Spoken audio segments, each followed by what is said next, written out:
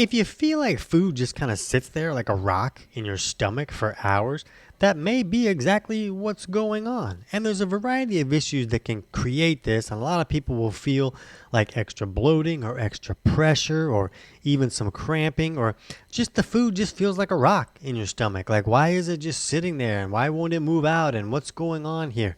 And in most cases, this is an issue of the person not making enough hydrochloric acid in their stomach, or HCl is what it's called.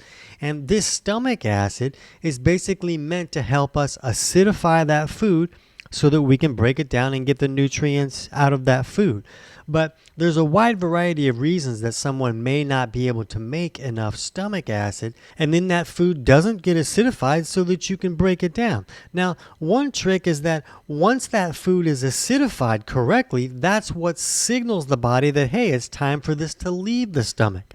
So if that food isn't getting acidified, there's no signal that says, hey, send it out. So why would it leave the stomach? Why wouldn't it just sit there for hours until it rots and ferments enough to be broken down enough to move out of the stomach? So it actually makes sense when you understand how the digestive process is supposed to work. Now, for some people, they may be making some stomach acid, but they could have some type of bacterial overgrowth in the stomach that's either restricting stomach acid production, or they could be putting out alkaline waste that's neutralizing the acid that a person is making.